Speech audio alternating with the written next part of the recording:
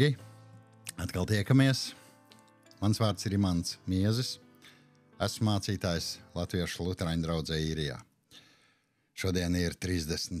augusts, augusta beigas. Daži labi un būtiski jaunumi mūsu kanālā. Vispirms mazliet par nākamās sestdienas vakaru.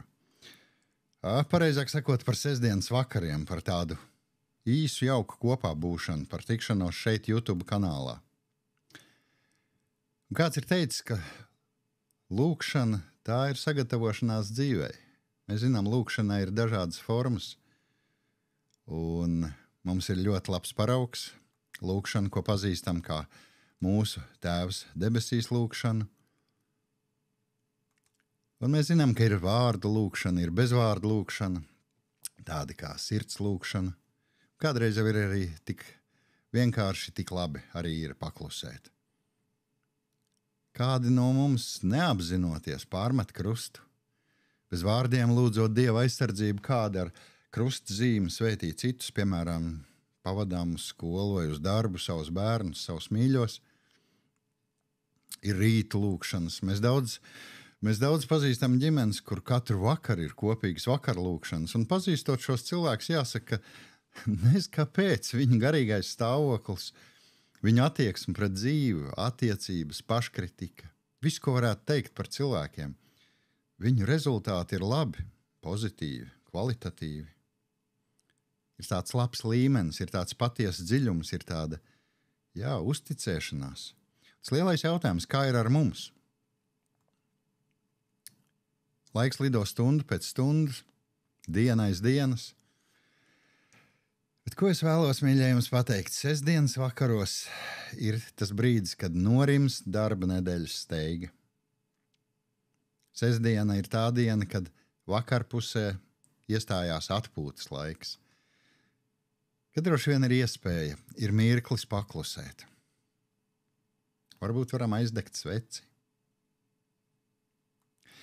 Un par sestdienas vakariem es aicinu tad kopā vienā laikā sestdienas vakaros 9:30 vakarā.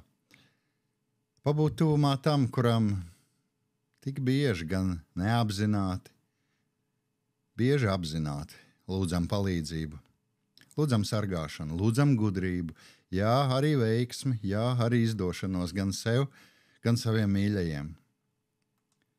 Dieva rokās varam ielikt tos, kas mums ir gan tuvu, gan tālu. Mēs varam lūgt par tiem, kas cieš, kas ir slimi, par tiem, kuriem ir jākaro. Dievs aizvien ir kopā ar mums, un viņš jau nav atstājis šo pasauli. Un sestdienas vakar mirklis ir vislabākais, lai teiktu viņam paldies par visu.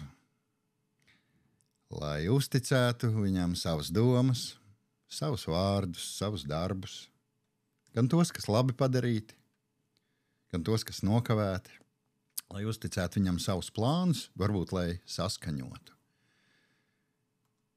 Un es varētu teikt, sirdī var ienākt miers, var ienākt līdzsvars, caur pateicību, caur pievērstību, caur lūkšanu, jo lūkšana jau ir sagatavošanās dzīves nākamajiem soļiem, tādiem, lai mēs dzīvotu pilnvērtīgu dzīvi. Lūk, platformā Studija 3.16.lv sestdienas vakaros 21:30. Mēs varam būt kopā un attālināti no visām pasaules malām. Sestdienas vakara lūkšanas brīdis. Uz tikšanos platformā Studija 3.16.lv.